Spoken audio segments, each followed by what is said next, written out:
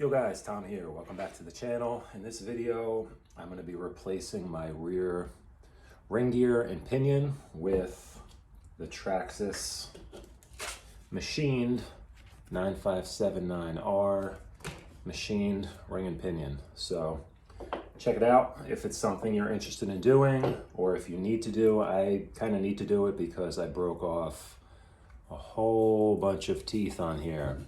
So I think when this first occurred, I'm pretty sure it was in the video where I was running some paddle tires on this the other day. And I think rewatching that video, I think I could even hear a couple little clicks going on because I only got to run it for about 10 minutes and I broke a hinge pin. So I'm not positive if that's when this damage occurred, but the next time I used it, I fixed the hinge pin, I took it out, and it wasn't too long until I started really getting a lot of clicking noise from the rear, and it just got worse from there. So once one of these teeth break off, they get jammed up in between the ring gear and the pinion, and it starts kind of creating a lot of a bigger gap in between it, and then you just get one by one. Every time you get on the power, you're just gonna keep breaking teeth off. So it was pretty ugly in there, a lot of metal debris. And I already started taking this apart before I decided to make a video on this, but I'll show you guys what I did real quick. And it's not too difficult, but something you might want to consider if you are going to run, especially if you're going to run like paddle tires or any type of heavier belted tire that's going to put more strain on the drivetrain, and you're running on 6S, or maybe you're not the kind of guy who has a lot of throttle control. You're doing a lot of big bashing and you might land on under power on the throttle. So all that puts more stress on the drivetrain, and a lot of times the rear is the first to go. Let me take you step by step what I did here so far, and I'll show you. It's not too involved. I'm going to take a peek inside this rear diff and see what the fluid level is like. I don't think I'm going to change anything. I was pretty happy with the performance on the rear diff, so I think I'm just going to leave it and just swap out the gear. So, okay guys, so I already have mine apart. Like I said, I started doing this before I decided to make this vid, so I'll just show you real quick.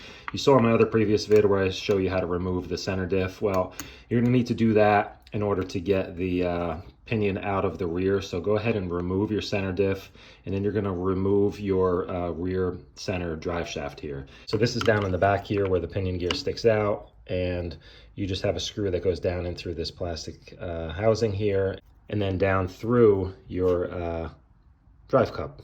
So the drive cup mounts to the pinion, and then this essentially is just a cover for that. So just a screw that goes down in through there. And you'll see that this isn't looking so great here. Mine actually ripped. I think I had like some wood chips or crap built up in there, and it just tore it all up. So I just kind of CA glued it back on, and then I covered it with a layer of black shoe goo. But just go ahead and remove that shaft. This is the pin that holds this in. It's just a standard screw pin.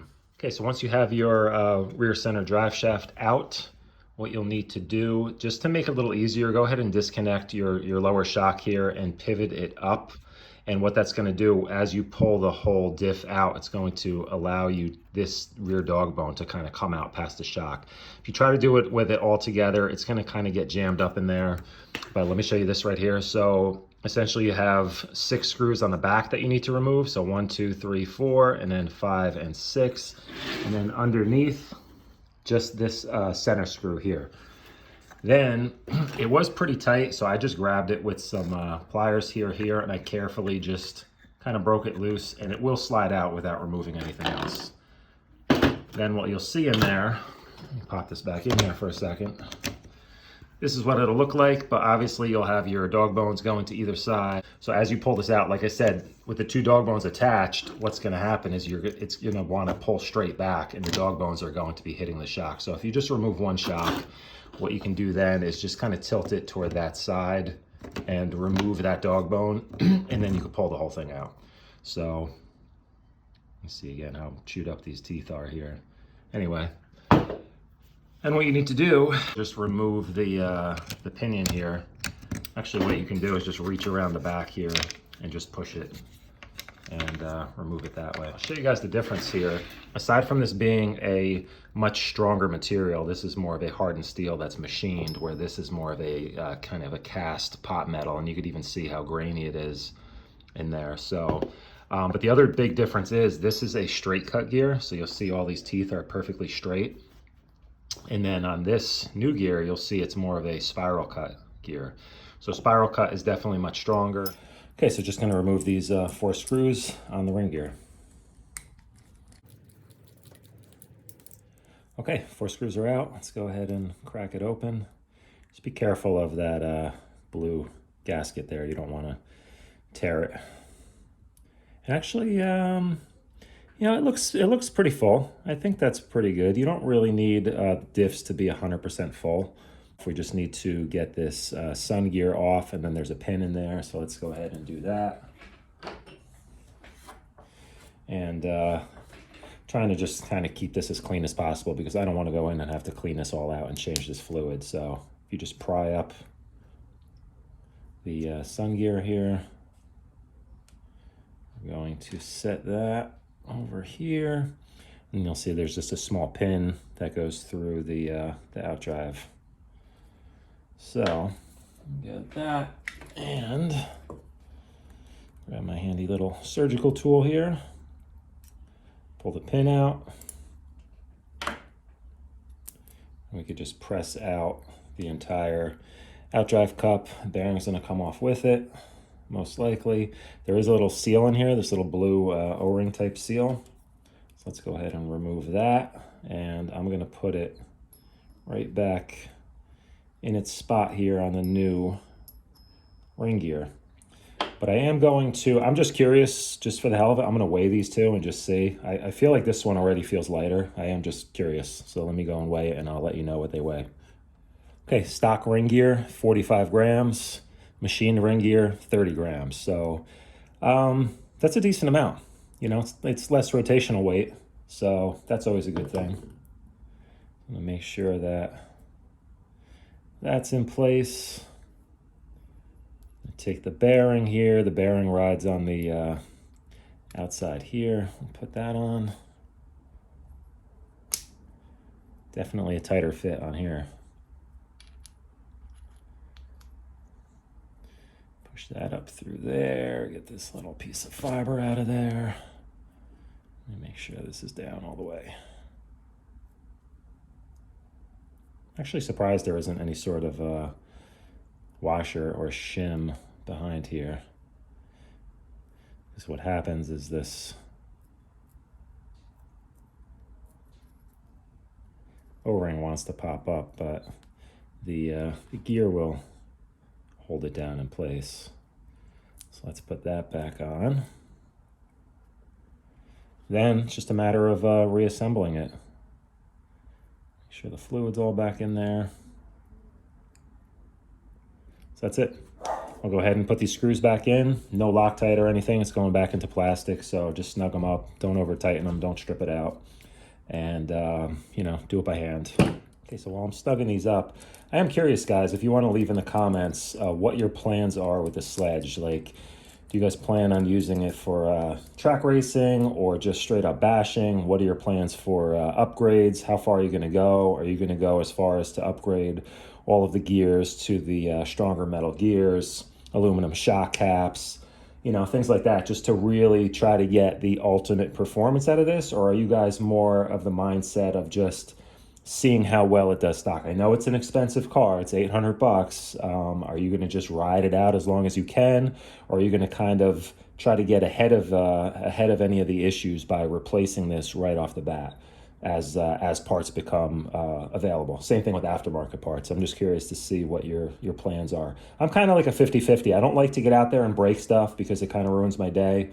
But at the same time, I don't want to replace something I might not really have to replace because I have a lot of other RCs that I can spend that money on in a lot of different ways. So plus all my other hobbies, mountain biking and stuff like that. So I always have things to spend money on. So I always try to find that balance of, you know, building something right, but not spending a ridiculous amount of money, you know? So I'm just curious what you guys think of that.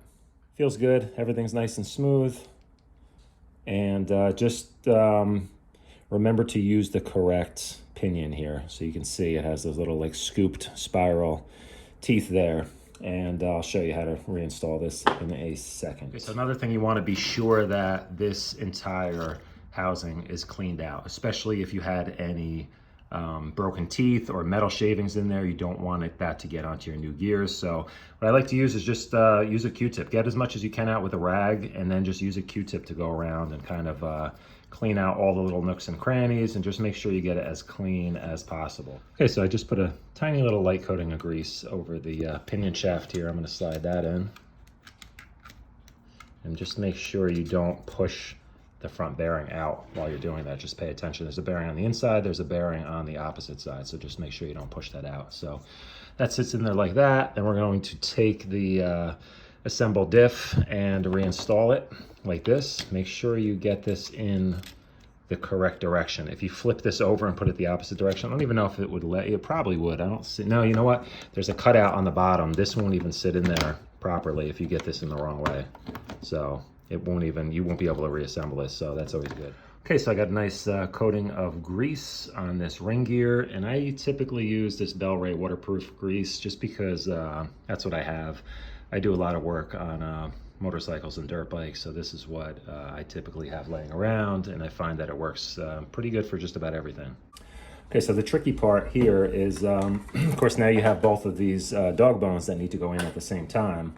So if you just put it, get it in one side, whatever. I did disconnect this rear shock again, just on the right side here.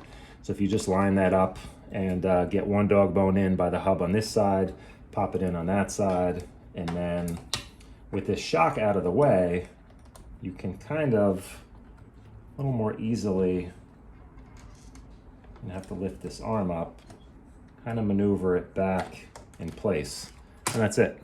You know, so definitely helps. Remove this. You're going to struggle with it if you don't at least remove one of these, because it's going to want to come out evenly. You really can't cock these to the side enough to get one disconnected without removing that shock. So that's a helpful tip. Okay, so like I said, I just have a coating of grease kind of around all the edges here, even on the bearing surfaces here, just to prevent any dirt from infiltrating this whole housing. So I'll go ahead and pop this on.